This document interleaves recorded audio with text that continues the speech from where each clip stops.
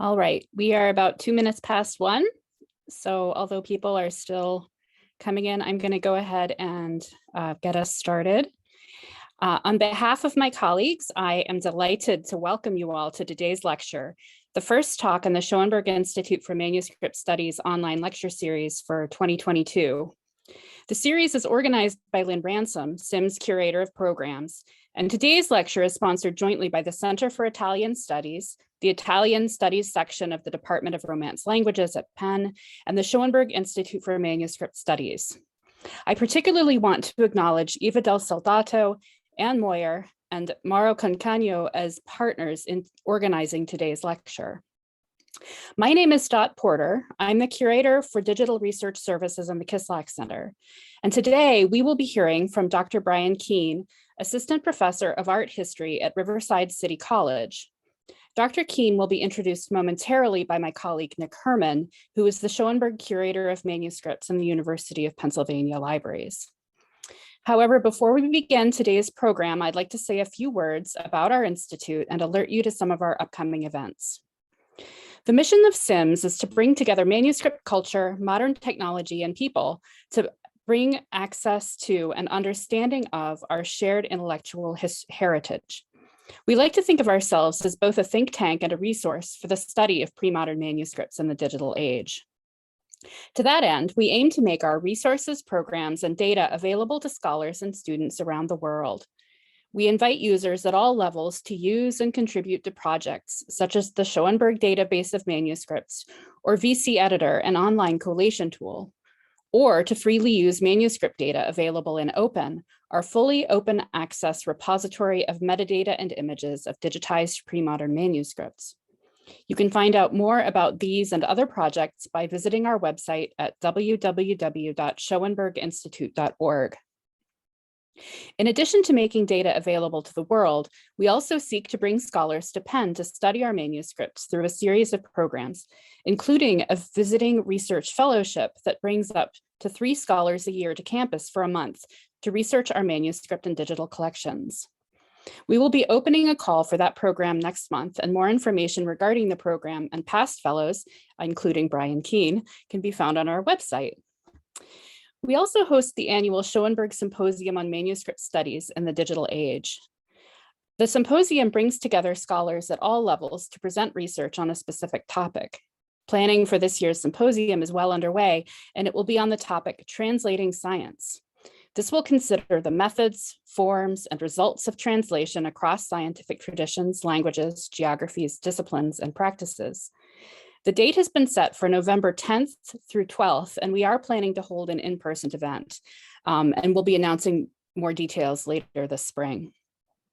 In addition to these programs, we also publish a biannual journal called Manuscript Studies, which aims to embrace the full complexity of global manuscript studies through both traditional and digital scholarship. We're actively seeking submissions for the spring of 2023 and beyond. If you're interested in submitting, please feel free to contact us at any time. We're also delighted to be able to host events such as today's lecture and to be able to do this virtually to include people who wouldn't otherwise be able to come to a lecture on our campus. The next lecture in the series is scheduled for March 18th, and it will be Wars in the Workshop, Digitizing Manuscript Roles, presented by Natasha Hodgson from the Center for the Study of Religion and Conflict at Nottingham Trent University. And then on April 29th, we'll welcome Daniel Wakelin, Jeremy Griffiths Professor of Medieval English Paleography in the Faculty of English at the University of Oxford, who will be speaking on Beyond the Page, Immaterial Texts in Late Medieval England.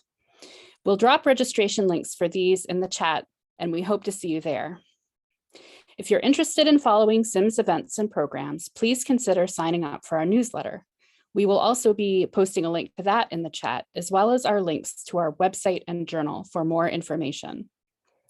Before handing the screen over to Nick Herman, I do have a few housekeeping items to share.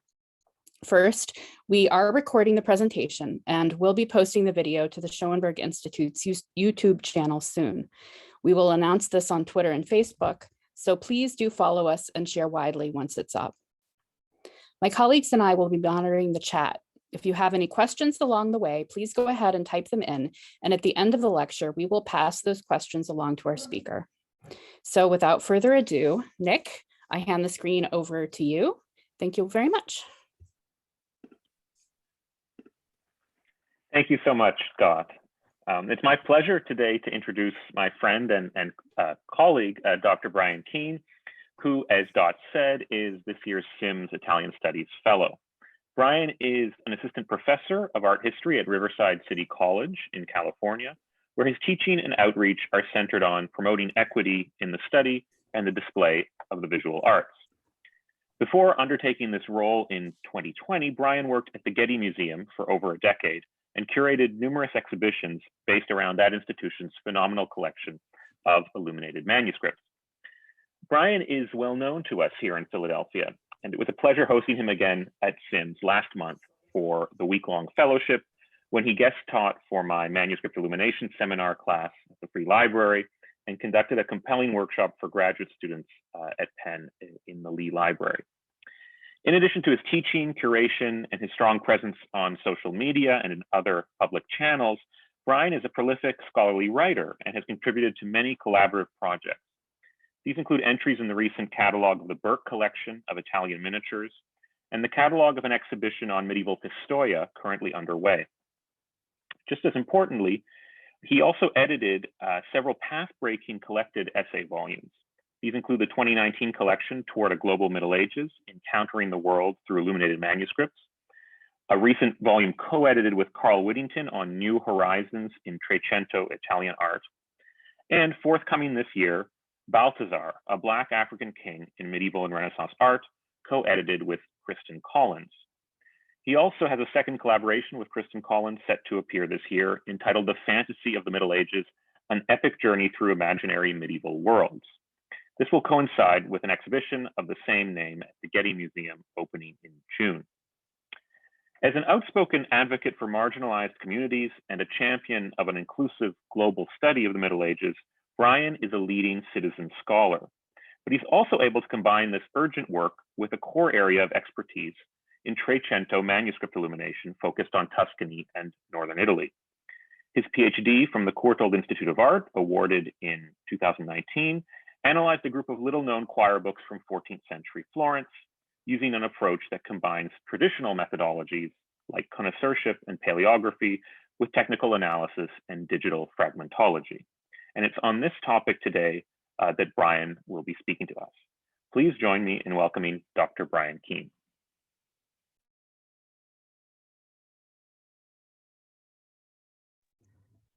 Thank you, Nick. Sorry, I was just posting something in the chat. The fantasy volume is with Larissa Grollemon, but yes, the Balthazar volume is with Kristen Collins. That was all extremely generous, and I'm thrilled to be here. Let me just close one window while I attempt to juggle 3 screens and share to the correct one. Can you all see me, although I can't see you anymore? I will trust and hope that you do, but Nick, maybe give me a thumbs up when you do. There we go. Nope, that's the wrong one. I knew this would happen. We did it this morning and it's not going to work. Desktop 2, you need to be seeing Middle Earth. There we go. Now you should see it. 2 years of this.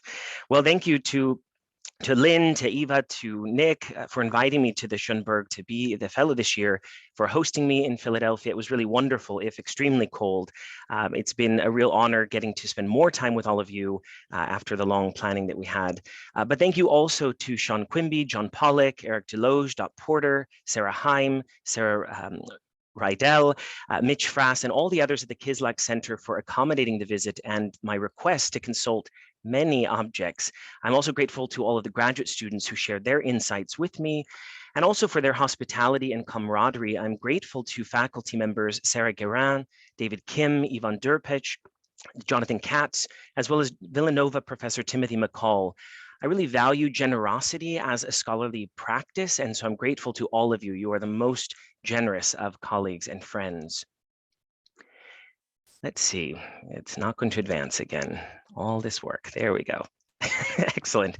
Today's reflections on the state and future of Italian manuscript studies are offered from my home and workplace, which are on the traditional, ancestral, and unceded territories of the Tongva, Cahuilla, Payom Cahuicham, and numerous other indigenous peoples whose presence here stretches back in time immemorial and remains vibrant today. I'm speaking as an educator and a curator, and also as a queer individual and parent. The history of pre-modern Europe, and especially those years and decades around the global pandemic of the Black Death in the middle of the 1300s, and the transatlantic voyages that ultimately resulted in the colonization of 2 continents, the enslavement of millions of Black Africans, the brutal attempted destruction of indigenous ways of life, resonate with many of the concerns of the present for equity and justice. In my work in museums and in the classroom, I'm continually prompted to consider what is at stake when we teach and present European history on indigenous lands. So in an attempt to unlearn the colonial histories that have so dominated my entire educational journey, and which I've already seen being taught in my children's elementary schools, my husband and I have adventured over the last several years to visit native sites across the state of California, as well as each of the 21 California missions founded between 1769 and 1823. Our goal has been to see the land and the peoples around us in a new light. And it was then surprising that at the Misión San Fernando Rey de España, near my childhood home, I stumbled upon an unpublished bifolium from a Florentine choir book of about 1325 to 30. And more specifically, I'm proud to say that it was illuminated by the so-called Maestro Dadesco, and I'm nearly positive for which institution it was made in the 14th century. The pages are a relatively recent donation, and they're displayed in proximity to contemporaneous 14th century and other historical objects made by the local Tataviam, Tongva, Chumash peoples, but no context is given for this material. My colleague and curator and co-collaborator Larissa Grolemund and I became interested in the manuscripts and the printed books at the missions, and the ways in which these textual objects relate to the efforts of conversion, as well as resistance by the indigenous communities.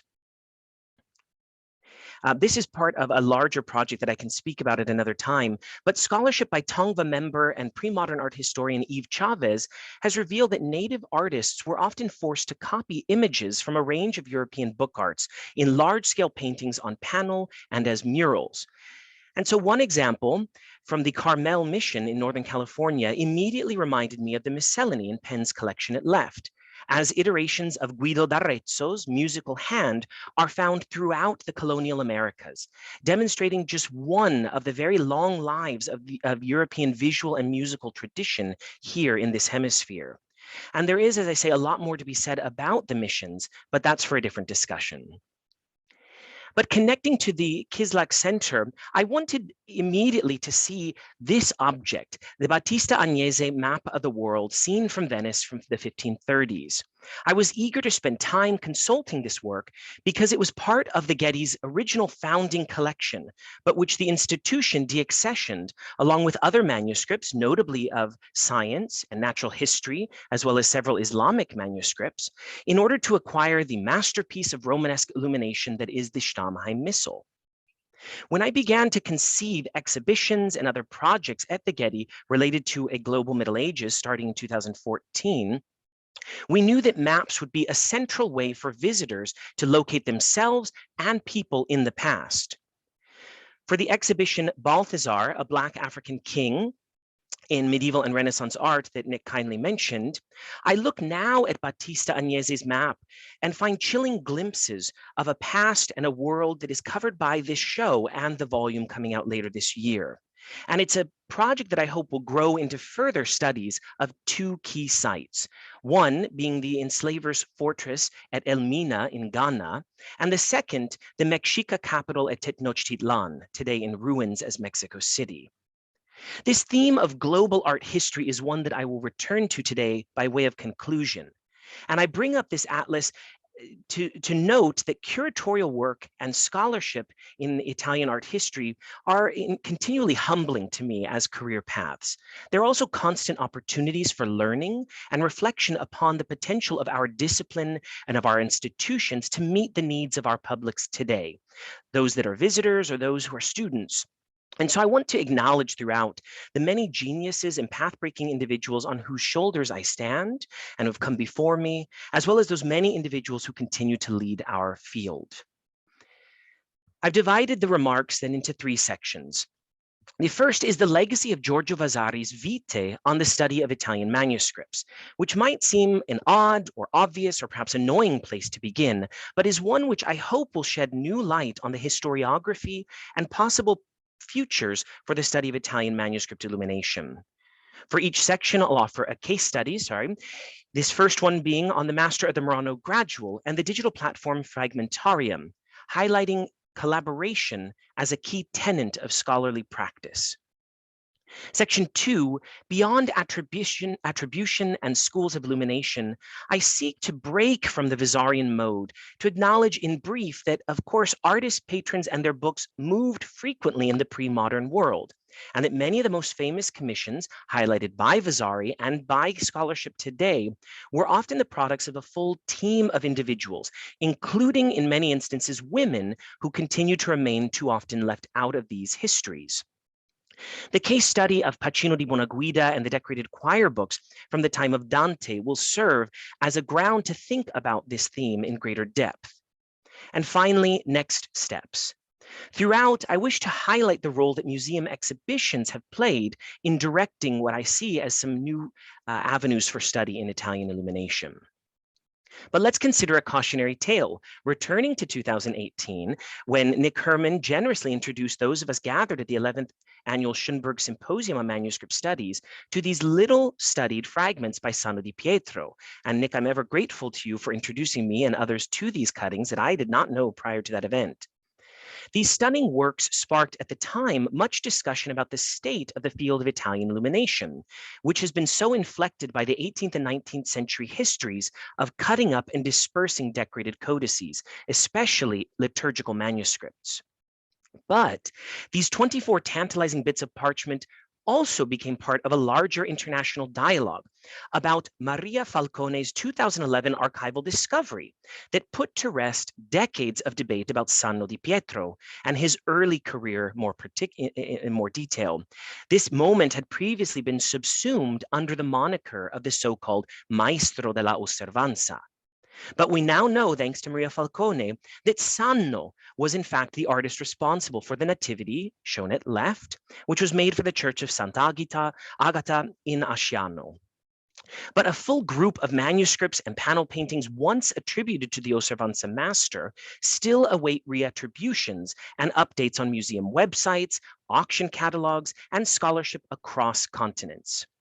I mentioned this lag or disconnect between scholarly discoveries and arguments on either side of the Atlantic and between publications in English and Italian because it still remains a significant hurdle to overcome, making binational collaboration an ideal way to bring these veins of the academic community together.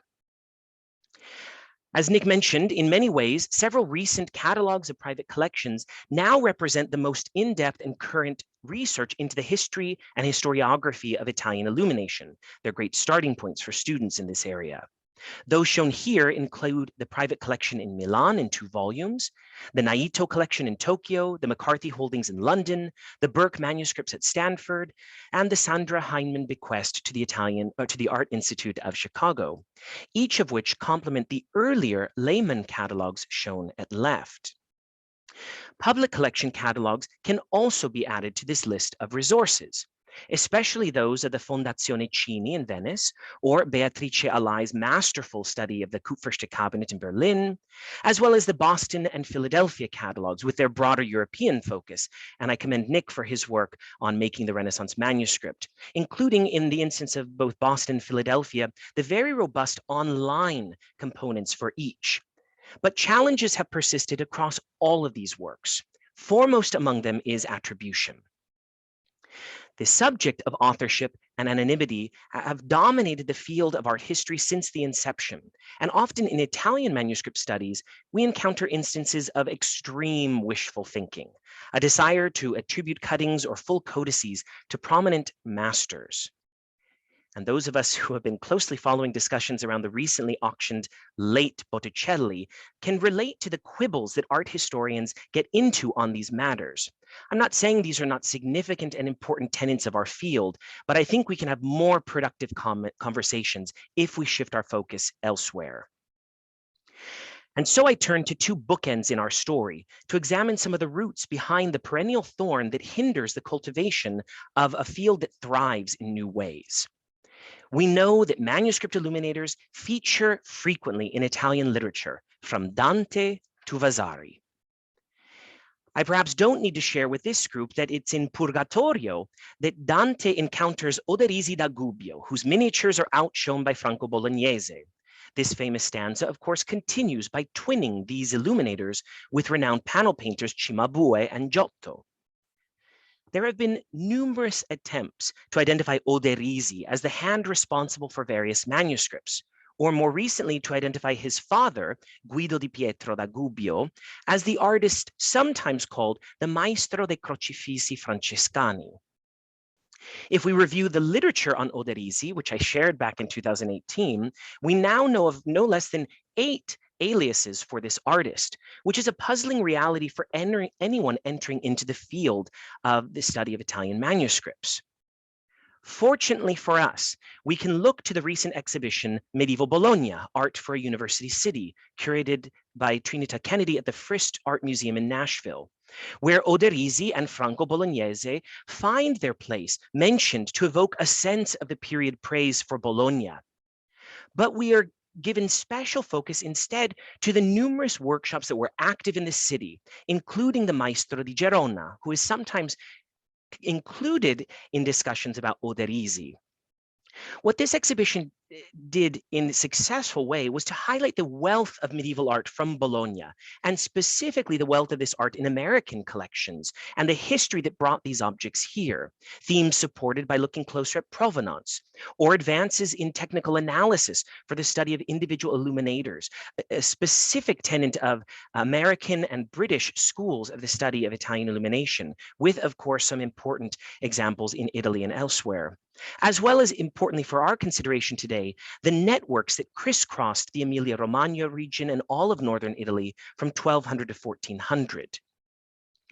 This project also afforded opportunities to reconsider the master-pupil relationship and to examine workshop models, as in these 3 annunciations attributed to Neri da Rimini. Assessing the work of painter illuminators, those individuals who worked on panel and fresco and on parchment, emerged as an effective strategy to present the richness of the painted medium at this time. There were also sculptures in the show, helping to complement the artistic output. In addition to the city of Rimini and Bologna, we see that artists working in and around Bologna came from Imola, Bagnacavallo, Faenza, Forlì, and Padova, a constellation of movement that is so often overlooked in presentations that concentrate either myopically on artists from or working in a particular city, such as Florentine artists working in Florence or Sienese artists working in Siena, thereby ignoring the fact that artists from elsewhere were sought after in many of these places. And this is not just a challenge of museum work, but also in teaching. So brava to Trinita on this remarkable and important show. If we turn then from to Vasari's Vitae, we won't necessarily find Bologna as a key center, since Florence and Tuscany in general continue to dominate. But we do encounter numerous illuminators, miniatori and miniatrici for men and women working in these art forms, both in the 1550 version and more so in the 1568 editions.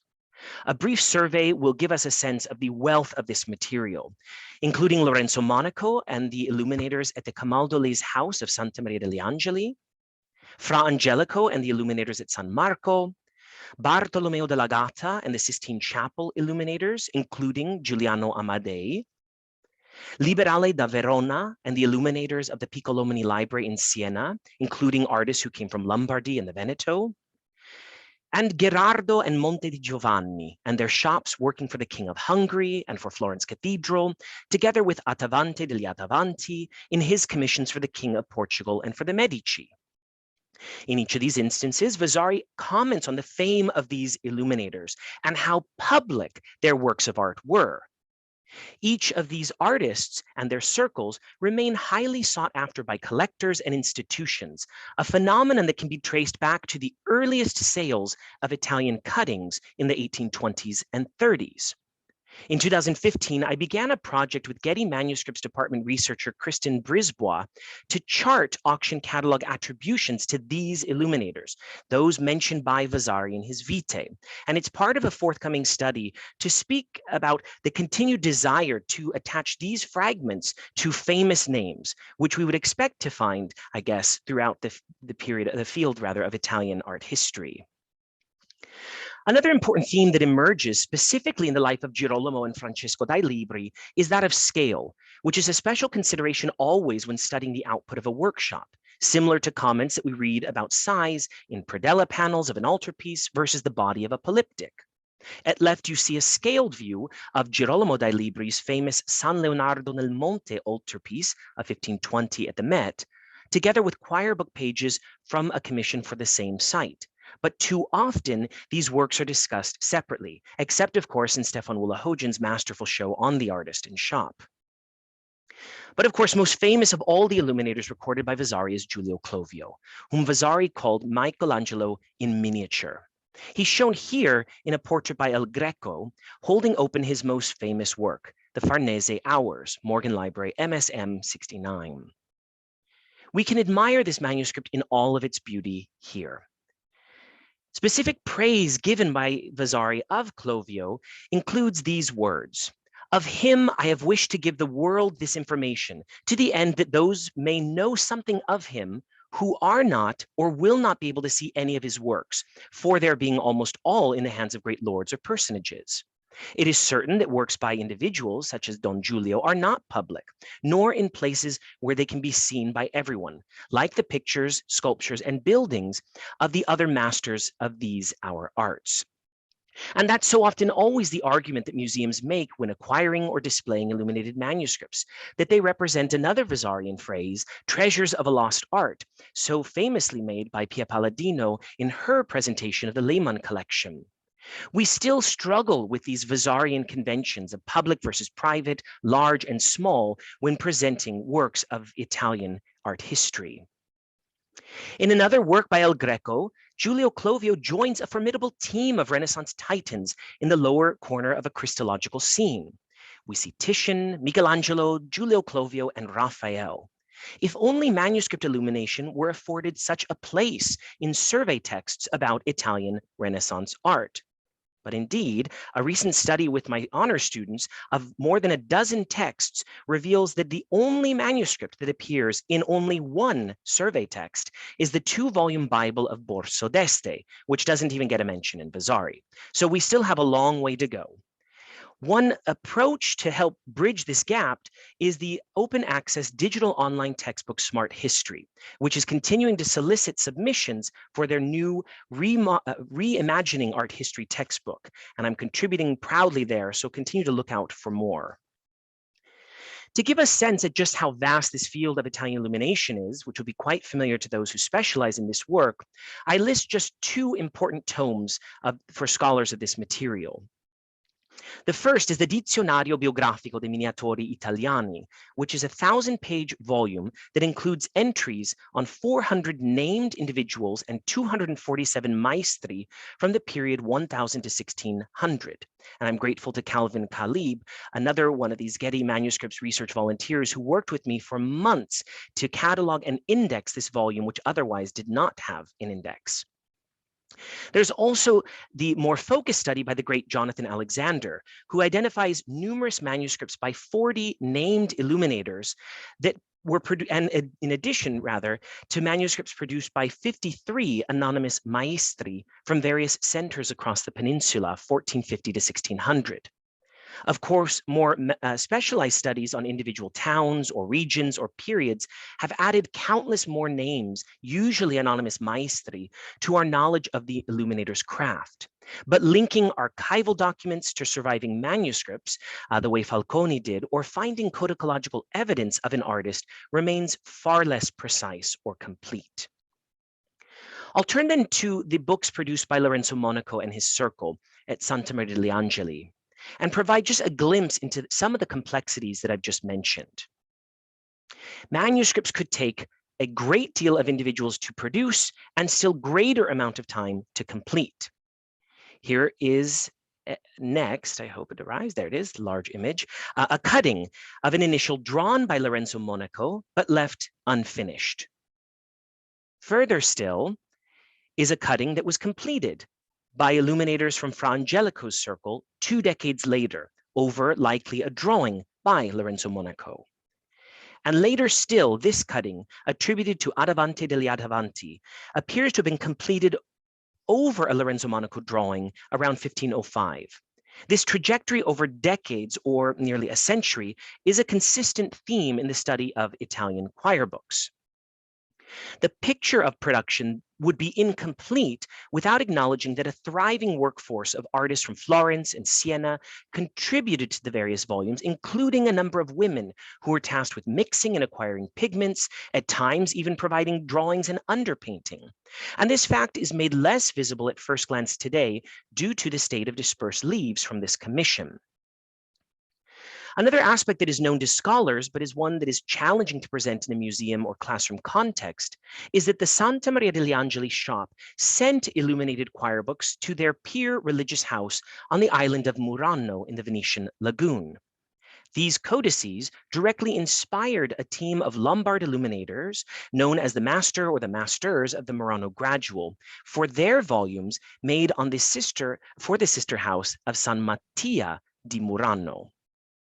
I've been working on this cycle with my colleague and specialist on the material, Dr. Stephanie Azzarello, for several years now, and our study was just published in the current issue of Manuscript Studies at the Schönberg. Our goal with the project was to reassess the chronology of the artist's production and to revisit a history of connoisseurship and provenance in order to gain a better understanding of how this workshop functioned, how they produced their many commissions on the one hand, and the market for such illuminators in the modern age on the other. We've been able to refine several aspects of scholarship on the material, including several reconsiderations of connections between central and northern Italian workshops, and as the full suite of volumes made for these houses. We now know, for example, that the suite at San Mattia included a 4-volume gradual, a hymnal, and at least one, if not likely more, volumes of an antiphonary.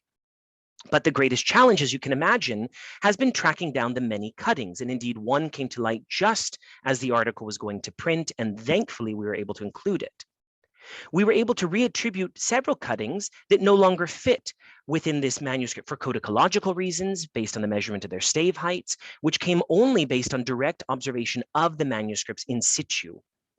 And in our current phase, we are using the digital platform Fragmentarium to arrange the cuttings based on their original liturgical sequence, work that Dr. Azzarello had already completed several months earlier in her dissertation, and with updated provenance data as it emerges. I think this project highlights the tension between printed scholarship, which is peer-reviewed and designed by the designers and thus often takes an understandable amount of time, versus the nimble way that we're able to work in an online setting, quickly rearranging and moving objects in Fragmentarium or updating blog posts as new material comes to light. And again, thinking about generosity of scholarship, I know that both Stephanie and I are grateful to Beatrice Alai and Anne-Marie Etze for being interlocutors of this nascent work. I think it's also appropriate to highlight that fragments are increasingly at the forefront of manuscript studies, including Catherine Ivard's remarkable current exhibition and installation at the Victoria and Albert Museum. Leaves and cuttings have made it possible for many institutions to display medieval and Renaissance painting, but also necessarily defy some of the Vasarian methods for studying and presenting the history of art by region or master.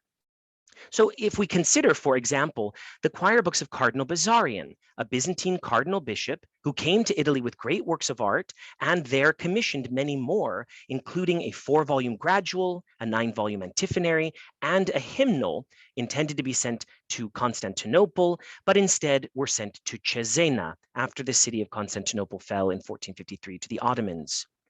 These books remain intact to some extent in Cesena, but several were dismembered and survive as leaves and cuttings in numerous collections, including at the Getty Museum, the Free Library, and the Cini Foundation. And yet, studies of this material necessarily segregate the work based on the city from which the Illuminators originated, including in the Cini's recent catalog, where we see the fragments organized together with illuminations from the same city or region, thus obfuscating for a moment the fact that they were all once part of the same series, and in some cases the same volume, and in other instances the same gathering. These are obvious reasons for organizing a catalog based on region and style. And of course, cross-referencing does indeed allow the reader to make these connections in a kind of choose-your-own-adventure flipping through the book.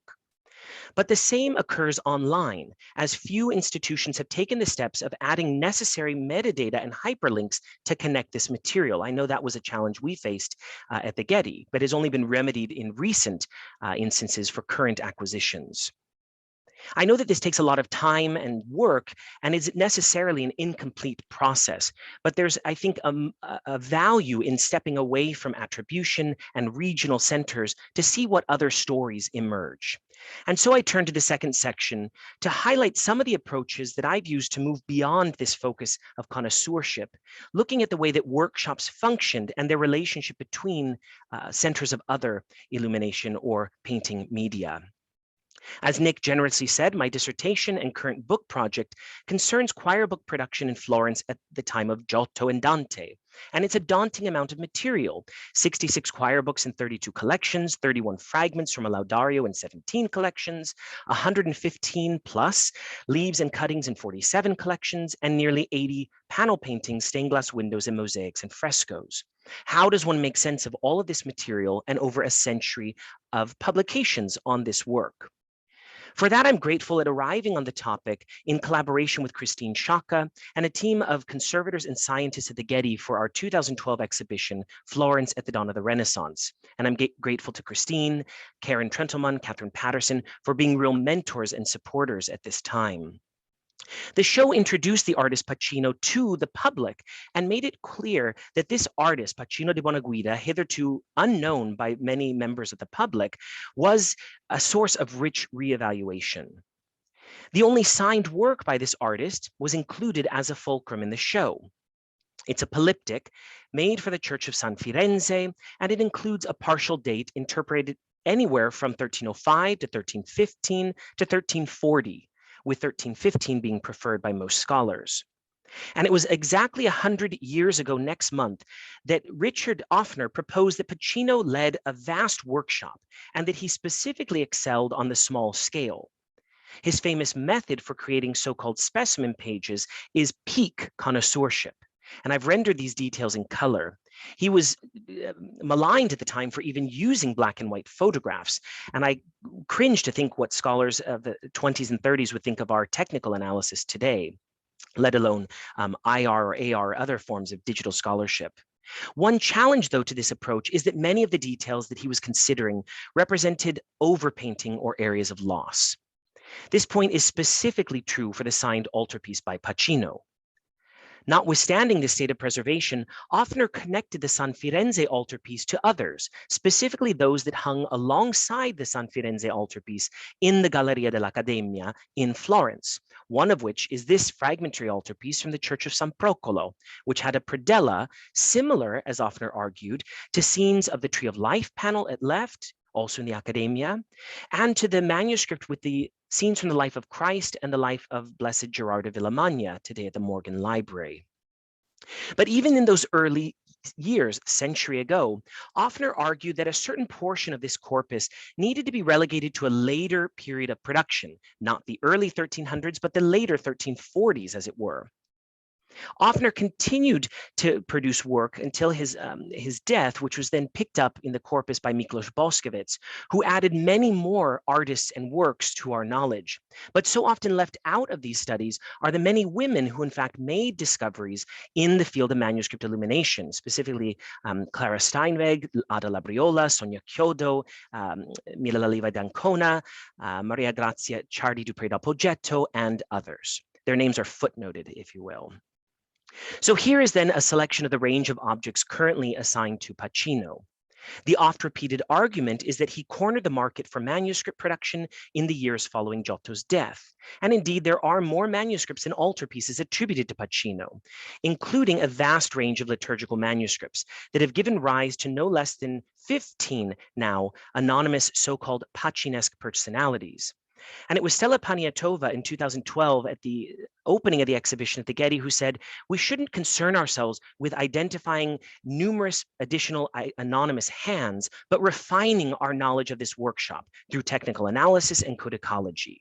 And so for that, I returned to the Keene collection catalog and exhibition, for which 3 scholars wrote about 6 cuttings attributed to Pacino, and each made the case that they were autograph works by the artist, overlooking codicological factors, histories of provenance, and collecting history that now allow us to localize each of these commissions to different religious houses and across a 35-year span of time. Of course, several of those individuals hinted at these possibilities, but most of the time was spent across the catalog with a theme of attribution. At the Getty, a team of scientists and conservators studied 23 works on panel and parchment attributed to Pacino, and 7 by an artist who is described as a close collaborator, known as the master of the Dominican effigies. And this data was put together with additional studies published by colleagues at the Fitzwilliam in Cambridge, the National Gallery in Washington, which have aided in advancing our knowledge of this shop, looking at materials that were only used at a certain moment and not another. Looking closely at Nancy Turner's work of how flesh tones were rendered by one artist from another. In Stella Paniatova's Handbook for Art and Science of Illuminated Manuscripts, we see this material foregrounded. And I also was able to introduce there the fact that a number of individual names have been overlooked in the history of this material, including an illuminator called Domenico di Casino or Domenico di Casentino, who illuminated several volumes, and the artist known as Cristoforo, who also appears responsible for several of these objects. Looking at time and moving more quickly through some of this material, I was eager to refine the chronology of the material so studied by Offner and Boskowitz, noting that after 1325 to 30, we see a real shift in the materials that are used.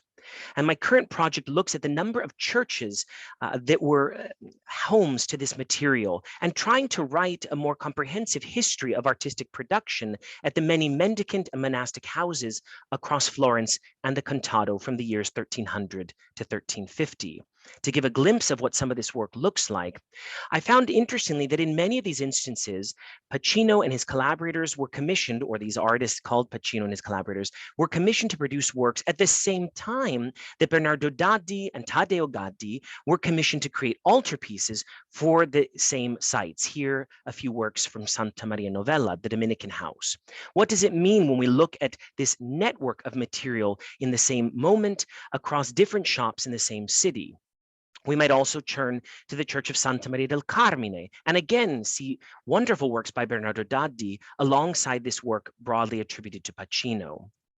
And most recently, I'm excited for the forthcoming Festschrift celebrating Joanna Cannon, my dissertation advisor, in which I'm able to share a study of the Church of San Giorgio a Ruballa with works by a number of artists made in the 1330s and 40s leading up to 1348 to present some of the realities of life on the ground in medieval and Renaissance Italy. So where do I see the field moving? Well, I might turn to this exhibition on medieval Pistoia, curated by Angelo Tartufri and Ada Labriola, on view now in Pistoia, where they highlight the city as a crossroads of artists from all over, similar to the approach taken by Trinita Kennedy, looking more at these networks and movement rather than concentrating so heavily on attribution. In terms of new horizons, I reflect on my own exhibitions at the Getty that were largely centered on major cities, Florence, Siena, and the northern Italian courts, But think about that edited volume that I was fortunate to work on with Carl Whittington, thinking specifically about the Trecento. I think some of the findings and propositions that we made in that volume, centered on the 14th century, can apply to the field of Italian studies more broadly, looking beyond traditional centers of Florence, Rome, and Venice to other areas, especially along the southern Adriatic coast, as well as considerations of the second half of the 1300s or other moments beyond the 15th century for later studies. We also emphasize the pioneering work of women in our discipline and the need to continue to uncover the lives of women as active agents in the creation of art. And here I signal Sheila Barker's 2018 conference on art for the Italian convents, alongside just two of the miniatrici highlighted by Vasari, such as Plattilla Nelli and Susanna Horenbout, working in her father's shop. I think some of my fondest exhibitions at the Getty were those that addressed the topic of the global Middle Ages, from themes of trade and travel to paradise, and from marginalized groups in medieval society to the presence of African peoples in Europe through a look at the figure of Balthazar. It's this project that leads me to a work that will follow up on the forthcoming edited volume with Kristen Collins to look more specifically at Italian illumination through the lens of a global Middle Ages and race. Why is it that cities like Florence, for example, do not emphasize the Black Magus with as much frequency as we find elsewhere? In some ways, the answers are obvious, with enslavers having their trade and free societies of Black individuals in the Veneto and beyond, we might expect to find a greater presence of Black African individuals there. But I think there are other histories at play in the way in which this youngest Magus is often represented, either as a Black African or an indigenous Amerindian or as a Muslim sultan. Another way in which the global Middle Ages can help us think about Italian art is a theme that I acknowledge in the work of Christine Sciacca for her work at the Getty, as well as Linda Komarov for her work at the LA County Museum of Art, the theme of gift giving. In the 2000 exhibition Traversing the Globe, I displayed Cardinal Bessarian's choir books alongside roughly contemporaneous pages from a Quran that was produced in Iran as a diplomatic gift for the Ottoman court. There's, of course, great range of material for possibility, and I think about the recent exhibition Islam e Firenze across the city of Florence a few years ago. This movement of Italian objects and of their creators emerged as well in Melanie Holcomb and Barbara Baham's Jerusalem exhibition at the Met, which included Andrea Di Bartolo's choir books made for the Franciscans in Bethlehem. And this movement of Italian manuscripts across the Mediterranean into Northern Europe and into parts of Russia is a theme for intense study, and I hope that others will turn their attention there. Having spent time on Mount Athos and in other parts of the Adriatic region, I've seen so many great Italian manuscripts that are just waiting for study. This theme of travel and trade is also a central tenet of the exhibition at the Aga Khan, Hidden Stories, Books Along the Silk Road, curated by Phyllis Phillip and Suzanne Conklin Akbari. And I'll mention that the highly anticipated symposium for this show will happen on February 24th and 5th. Often, though, in the case of Italian manuscript illumination, and I think largely true for other sites in Europe, the theme of diasporic communities of the book is a field rich for study, specifically in the field of Hebrew manuscript illumination or Armenian art history. Here I show the Russian Pentateuch of 1296 because it contains a leaf illuminated in Italy by Joel ben Simeon in the middle of the 15th century, likely when the family who owned the volume left Northern or Central Europe. In Helen Evans' Magisterial Armenia exhibition, two manuscripts caught my eye because they were illuminated by Italian workshops for Armenian patrons. I spent so much time in this exhibition staring at these manuscripts, talking to Helen about the works, requesting additional photography, because it's remarkable the way in which these illuminators relate to a broader corpus of material that is still yet to be studied. And having spent a lot of time on the island of San Lazzaro in Venice, which houses an Armenian monastery, I know that there's more work to be done there and hope to be able to return someday. And lastly, and perhaps most importantly, I highlight Kathleen Bickford Burzak's field-changing exhibition, Caravans of Gold, Fragments of Time, still on view at the Smithsonian's National Museum of African Art. I say field-changing because it is so often the case that area studies African studies, or women in our field, and women of color in many instances, are helping to reframe and refocus traditional fields of study. And in this case, Kathleen has placed Africa at the center of the medieval world. The show opened at each of the 3 venues with a focus on the trade in salt and gold, and included works from across Europe to demonstrate the tremendous role that African gold played in the market of the 14th and the 15th century, from the time of Mansa Musa onward, and with major and numerous earlier milestones from the centuries preceding. This is not a new history, but it is a history that unfortunately needs retelling and needs reminding, especially for those of us so accustomed to focusing and spending our time on attribution. And so I think that the horizon for future studies in Italian manuscript illumination is vast and full of potential, especially when we partner together with colleagues in related disciplines and when we flex beyond the confines of connoisseurship to see that Italian manuscript production worked within a vast interconnected nexus of people, things, and ideas. Thank you so much.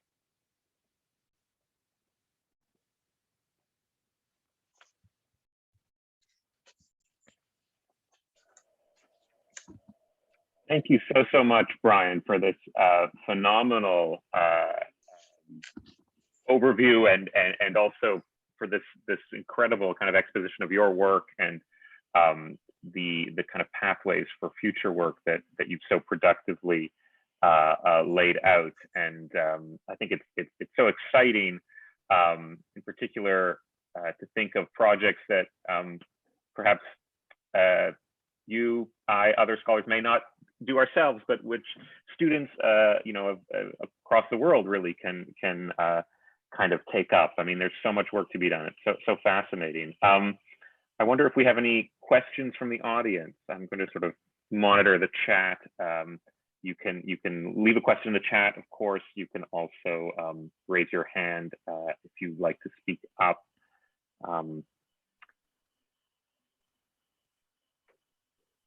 I will say it's also been incredibly humbling to see the list of participants. I'm grateful that everyone has turned out from many time zones. Amazing, yes. Gosh, I have a lot of questions. I mean, I guess I could ask a little bit about the kind of role of exhibitions, which has been so central to your work, and sort of in propelling the field. I mean, scholars that perhaps are not, as familiar with the field of manuscript illumination or work on sort of larger scale artworks, they might find it sort of strange to have a kind of subfield such as our own that's kind of really been propelled forward by exhibitions. And because of course exhibitions only happen perhaps because they fit into museum schedules and certain loans can be arranged. And so in a certain sense, people can regard them as sort of arbitrary, but at the same time, they sort of propel forward our field. And I wonder if you could sort of speak about that kind of something that seems sort of particular. I mean, I'm thinking of in my work on French Renaissance manuscript illumination, there's one major exhibition in the 90s that sort of provided an impetus for a whole generation, more than a generation of further scholarship. So what is it about exhibitions? What is it? Is it particular to manuscripts? I wonder if you could sort of talk a little bit about that. Yeah, it's a complicated question. I mean, anecdotally, something I remember in relation to the Florence exhibition at the Getty, we had a number of conversations with a team of authors, and Yves Borsuk constantly pushed back and said, you cannot do this exhibition without acknowledging the Lorenzetti brothers. You cannot do this exhibition without acknowledging the central role that Siena plays at a certain moment. And yet we looked at the sort of landscape of loans that we would be requesting, and there weren't exceptional examples of Lorenzetti work from Florence from the moment that we were looking at available to us. And we had to sort of think about our chits and using institutional credit going to the Accademia in Florence. Did we want the signed altarpiece by Pacino, or did we want a Lorenzetti from the Uffizi, for example? So in a way, I mean, we had a lot of debates. Is this a partial picture of the story? But in fact, in the end, we were able to bring in these stories of Siena and the Lorenzetti through gallery didactics haptics, through touch displays, which I think back on now and how we might have done that in our current moment, public programming, and of course, after the catalog was able to contain that information. So there are, of course, arguable limitations. I mean, thinking about Trinita's excellent exhibition in Bologna, you know, it would have been impossible to bring Giotto's altarpiece from the city to Nashville. And yet there is a key story about Giotto's role and impact in Bologna, which Trinita masterfully told through section panels and comparative illustrations about Padua and about Bologna. And so I think there are ways to do this. With manuscripts, though, to your question about the specifics of manuscripts, I know it was something that Tom Kren, the former head of manuscripts of the Getty, said, is that exhibitions really are this opportunity to bring these little known art forms to the public. I'm thinking of his triumphant Illuminating the Renaissance exhibition about Flemish illumination that has the potential to really impact an entire generation or generations of study of the material. I know that was something we charted as a department, the impact of an exhibition through later publications and dissertation projects. I know we were beginning that work with the Florence exhibition. And so I think museums can be places for experimentation, not always as nimble as other institutions. And that's where I think this move towards a digital presentation has been so encouraging, because we're able to see more projects online presented with greater flexibility. So those are my initial thoughts, but a great question of whether it's specific to manuscripts or not. Thank you. We have a few more questions. We have one in the chat from Rebecca Martindale. I'll read it out. Thank you for this wonderful talk. In your work on networks and movement between cities, what have you learned about the movement of women artists? Did they ever move from city to city? That's a remarkable question. Thank you, Rebecca. Something that I found specifically, nun artists moving to sister houses in other cities. Yes, from Florence to Pistoia is one instance that is immediately coming to mind. But it's not just the female illuminators, but widows who have left money for an institution. So there are 3 widows that I'm tracking at the moment who seem to be centered in the Oltrarno, but one leaves for Pisa, donates more money to Pisa, comes back to Florence, and all of a sudden we have all of these Pisan illuminators working at Santa Maria del Carmine. And I'm trying to grapple with what role she may have had in going to Pisa and attracting these illuminators. Otherwise, this story has been connected with a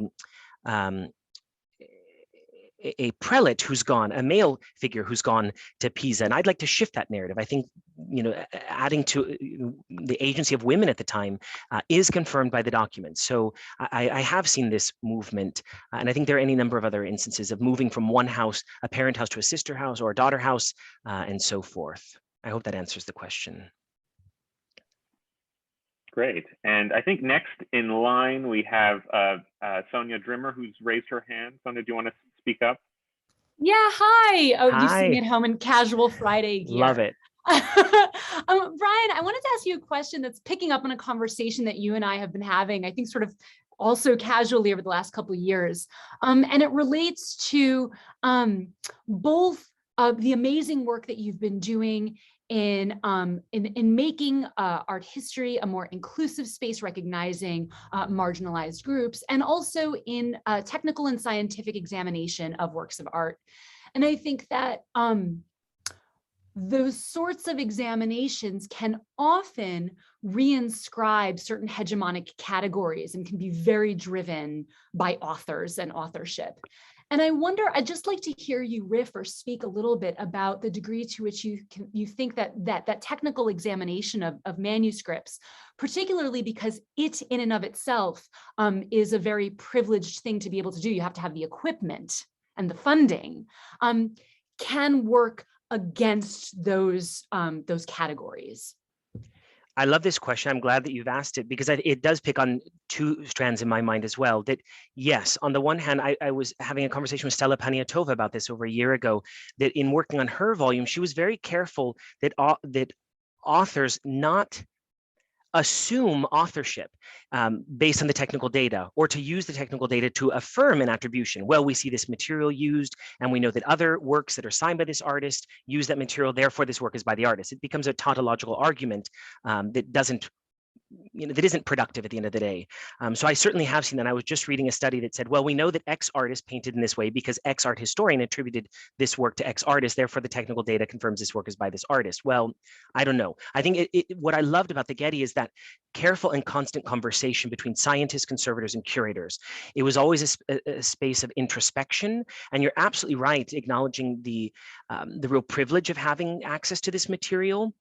And that in some cases, we begin a conversation about one artist and realize that we need to open up the field of study to other artists that we know worked in that circle. And that necessarily takes time and building other institutional partnerships. I think it also can be, to your point, a barrier for access for those individuals beginning this work, that you're either reliant upon the technical data and the studies that have already been published, and you may be beginning a project about an artist or a region or so forth, not knowing that there are all these other technical studies underway. I mean, what I so loved about partnering with Stephanie Azzarello was that her dissertation was already well on the way to technical analysis that was taking place in Los Angeles, in DC, in Cambridge, and to be able to share that work. I think that speaks to the scholarly generosity. I'm not speaking necessarily about myself, but that other scholars along the way shared that information, that data, so that it helped inform some of her thinking. So I don't know if, I mean, my response I would like to say is one of open dialogue, collaboration, but I would also challenge art historians to maybe look outside of our traditional fields of publishing and research. Looking at the Journal of Care and Conservation of Manuscripts, for example, is a robust resource for scholarship on manuscripts going back decades. And this is something that Nancy Turner, the conservator of manuscripts at the Getty, always reminded me, was to not overlook the work that conservation has so long done as art history comes to the material turn. So that may have riffed in another area. I know there are also thoughts about AI and other things that it's too complex for today's topic, but I've seen some uses and misuses of that technology as well. Thank you, Brian. Yeah, thank you, Sonia. I think we have a few more questions sort of queued up. I think Ryan Eisenman has had his hand up for a while. Ryan, do you want to speak up if you're there? Yeah, thank you so much for this fascinating talk, Brian. I was wondering if you could maybe just think aloud with us about a tension that I noticed in the first part of your talk between attribution and anonymity, which I think is really nicely summed up in your use of the word alias as something that both confounds current scholarship, but I also think has a connotation of sort of protecting one's identity from being discovered or extracted in non-positive ways. And so, yeah, just sort of wondering, I know with our interest in excavating historic queer lives, how this fits in. I'm also thinking of Sonia's work on London illuminators in the 15th century and this almost desire to remain anonymous within the material and not necessarily the archival record. So just throwing that out there and hoping you can think with us about that.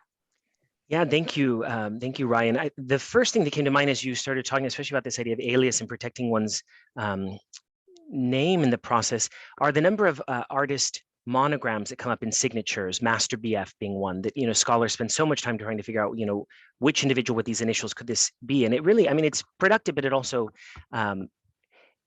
works against that desire perhaps for anonymity. And I think even rethinking, what does it mean to have a signature? I mean, that's long been a study for panel painting, of course. What does it actually imply?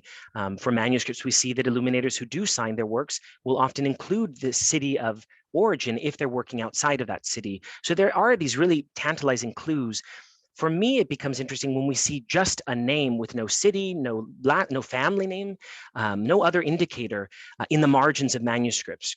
And I'm finding that I'm hoping that these then are the individuals that worked closely with either the master illuminator. I've been looking specifically at French examples from the 14th century, where I think there's been more work done on these marginal notations of names of individuals or assistants and marks in the margins for the number of initials they may have undertaken. To your other point about queer lives, I mean, I didn't talk at all about queer art history at the time, and that's intentionally so because it relates to other projects that I'm happy to continue working on with Carl Whittington, for example. I think that is a field rich for study, especially in the Italian context. Those are my thoughts right now on anonymity. It's one that I keep thinking about in pushing back against attribution. Again, returning to the comment that Stella Paniatova said to me is, if you did a hard reset on Italian illumination at the time of Giotto and Dante, what does it look like? If you remove all these names that have so cluttered our field, what other stories emerge? And that's where I think the story of women as practitioners, specifically widows, and these networks between houses has become more apparent.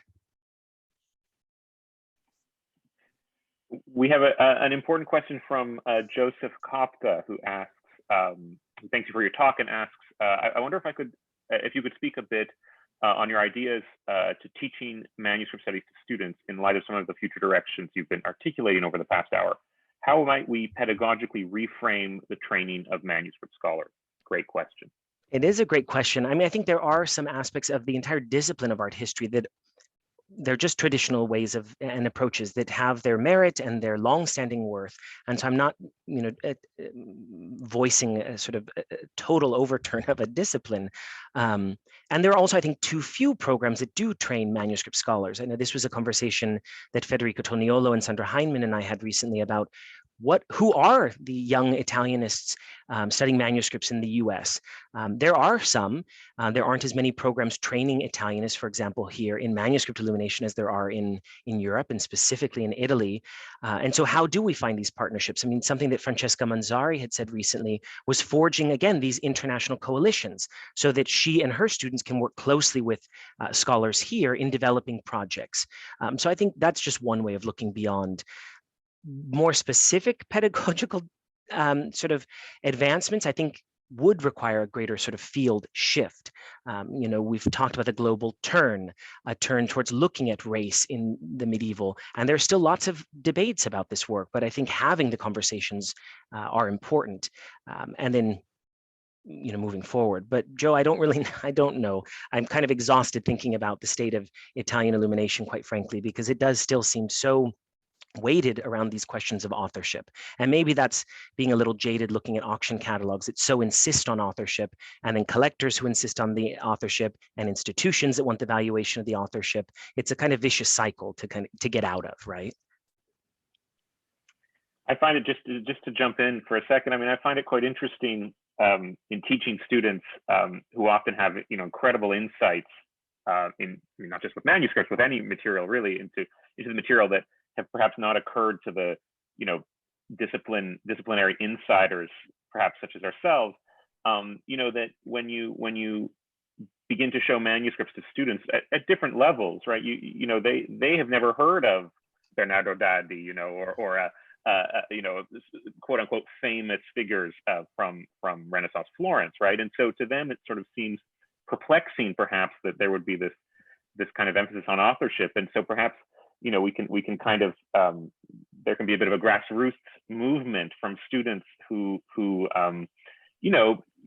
understandably don't necessarily care about authorship and are interested in other aspects of manuscript studies. I think it's always wonderful to hear from those. You talked about a hard reset that Stella Paniatova sort of suggested, or as a thought experiment. But yeah. When we introduce students to new things, and also museum going members of the public, that's in a way a kind of hard reset every time, because it's having to kind of get back to first principles. And I think your work, your curation also, and speaking to members of the public who visit your exhibitions is kind of part of that process. I see we have a question from Barbara Ellertson about the kind of ease of movement through the physical space of an exhibition, and is it easier to make connections that way than through turning the pages of a book? And she says that was her experience in Caravans of Gold. I mean, I guess the kind of memory work or the kind of neurological work you make actually navigating through the space of an exhibition versus simply turning the pages of a book in the comfort of your own home or in a library. I wonder, I'm also curious if you have thoughts. No, I love that question also, because thinking about these dispersed manuscripts that we know were part of the same series, that were made by artists from different centers. I mean, organizing them based on the centers of production or the schools of production, Lombard from, Emilian or whatever, I see the benefit, right? You're seeing like with like. But I think it's that variety of the Italian space that is more interesting to me. Walking into a church and seeing a Lorenzetti altarpiece near a Bernardo Daddi altarpiece with choir books from Siena and a sculpture from Pisa. I mean, and to what extent were individuals thinking on that level? I think certainly to some extent, because this list of city affiliation appears in every notary document. You're indicating these. So there is a degree to which we're thinking about these space, but I think it's that variety that's more interesting. And seeing, Florence with Florence and Siena with Siena it's kind of a foolhardy exercise. It's not the reality of life on the ground at any moment. I think ditto looking at, Venetian art away from the rest of the peninsula. Certainly there are ties with the, the Byzantine world and later the Ottoman world, but there are just as many ties and connections to central Italy. And again, these come out in specialized studies, but we don't necessarily teach the Arena Chapel in relation to Byzantium. I mean, I think in some cases, but there are connections that could be made if we step outside of a traditional boundary of seeing, let's say, Giotto as Florentine or Giotto as having, connection to Assisi or something. It's those kinds of stories that I grapple with as an educator, because trying to make this material not only relevant and interesting to first-generation college students who have no background in art history, that becomes the challenge. Stripping away some of the mechanisms of our field to enter through other pathways. But you're right, there is some ease in an exhibition from a psychological sense. But I think also in the original spaces in which these objects were made, we can think more creatively. We have an interesting question from Melissa Morton about sort of whether Italian manuscript studies can itself sort of be a microcosm of the kind of global turn in medieval and early modern studies. I can read the question.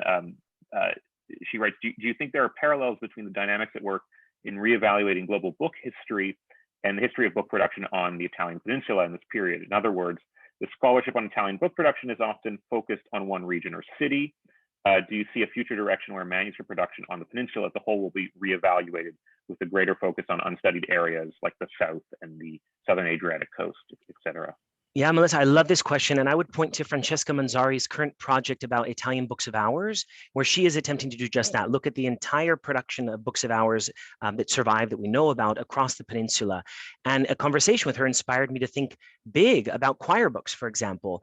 I was talking to colleagues in Sardinia and revisiting photos that I took in Sardinia of choir books there that look remarkably similar to books produced in Pisa and elsewhere, but also thinking in present-day Croatia and choir books from the city of Venice, let's say, that look remarkably similar stylistically. So I'm inspired to think big in that way. And I think there are projects that are on the horizon that I hope will attempt to look more broadly at book production across the peninsula, especially in relation, Melissa, to your work with textiles. That's been an interesting phenomenon, talking with Ada Labriola about textiles and veils in central Italian manuscripts, some of which we found were removed from choir books. It's on the record because it's recorded, but some which were removed from institutional houses and placed in the Deck Arts and Textiles collection when the manuscripts are housed in the library. And tracing the provenance of those veils is interesting. One such textile, for example, has patterns similar to Mamluk export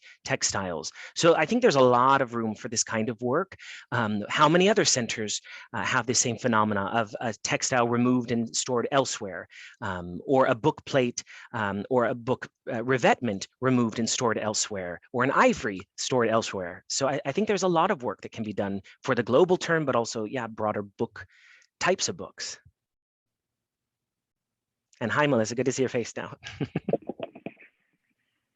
And we have a question from Eiley Waller in the chat, who thanks you for your talk and asks, within the study of manuscripts, what are the strategies or hopes for introducing the field to younger generations, specifically for children and young adults? And I think this probably applies to the forthcoming book and exhibition you're organizing with Larissa Groleman. So maybe you could speak to that for sure. a minute or a few minutes. Yeah, I love that. I mean, we certainly, for this book on fantasy of the Middle Ages, we've aimed for this sort of early young adult readers, conscious of the fact that so many of these fantasy medievalisms emerge in children's literature that many of us would be familiar with, fairy tales and so forth from childhood. Larissa was also instrumental in working with a children's book author at the Getty for the Book of Beasts exhibition, a book about the medieval bestiary in a way that was meant to engage readers from as young as 3-year-old, our daughter read it at the time, to 7 or 8. And I have colleagues whose children are 9, 10, 11 who read the book. So I think I would love to see more work in that realm. I've talked with a few individuals who are thinking of writing children's books about the history of illumination. It's not my skill set.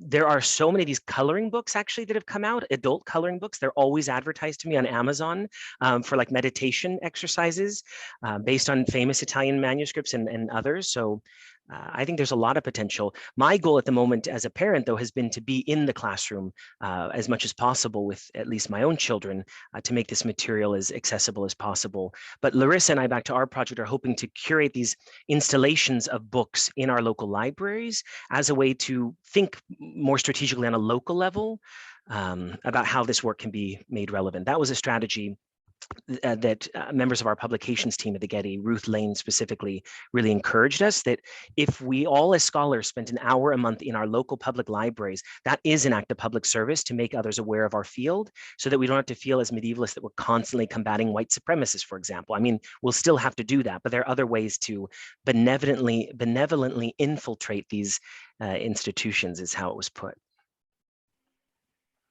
And then, yes, of course, Dot and Melissa saying, Marguerite makes a book. Yes, another one of these great longstanding Getty publications that I should have mentioned immediately. Thank you for that. And just on the topic of public libraries, of course, I think I mentioned this in the introduction, but Brian very generously came and co-taught a session with my students at the Free Library a few weeks ago. And I think, I mean, there are other examples of public libraries with great, of course, manuscript collections of cuttings and miniatures, but the Free Library we happen to have in Philadelphia is one of our great civic institutions, and it's wonderful to be able to engage with an institution that does so much in the city and has such rich collections, and is a resource for so many. An interesting kind of perhaps a bit of a leading question from Roger Wick about the study of Northern manuscript illumination. So how does this sort of state of the field in Italian manuscript illumination reflect or impact or contrast from the study of French, Netherlandish, German, English, perhaps Spanish manuscript illumination?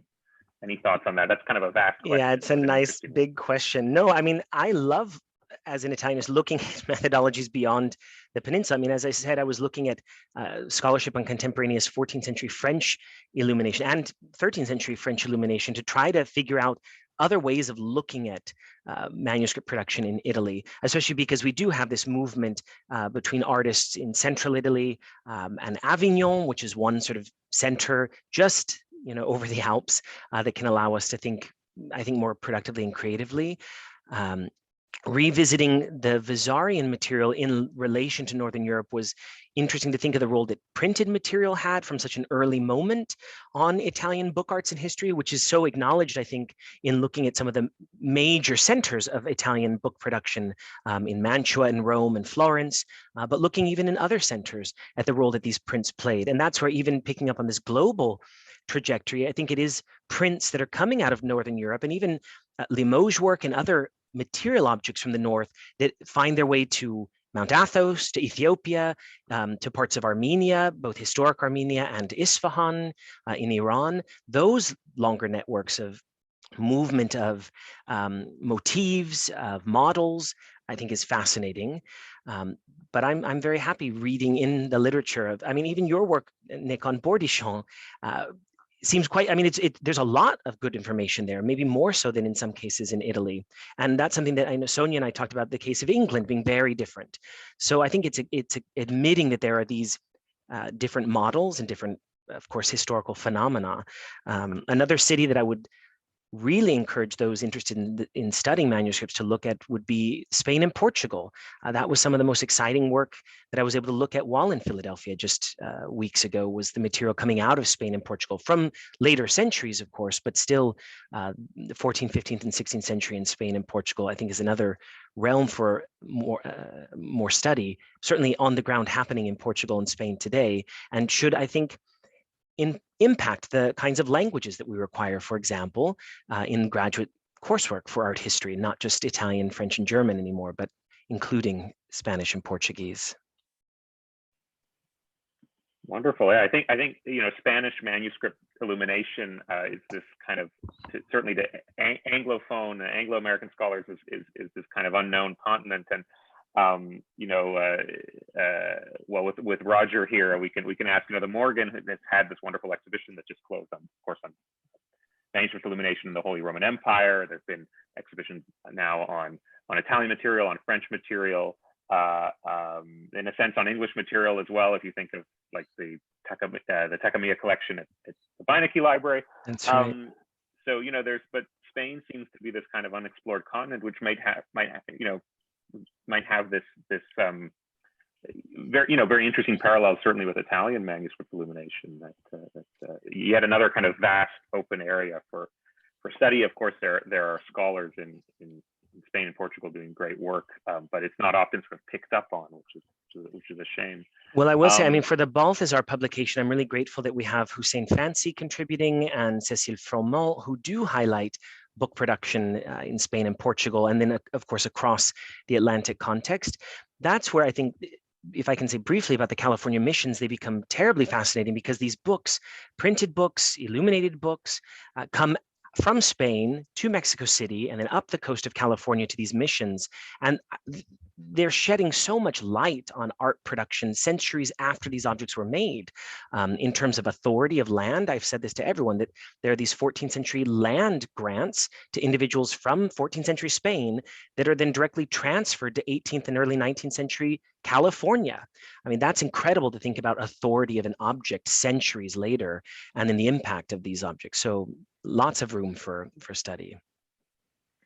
That's wonderful, and actually there aren't really any more questions, and so in a way it's a wonderful topic to end on, Brian. You've kind of come full circle back to these discoveries you're making, locally for you, which are also completely fascinating. So I think we should all thank Dr. Keene for this wonderful presentation, and for spending part of, I suppose, your morning, our afternoon with us, and for having spent a great week with us in Philadelphia last month. And we look forward to many more conversations on these topics. So thank you. Thank you. I'm grateful to everyone that was here. Thank you.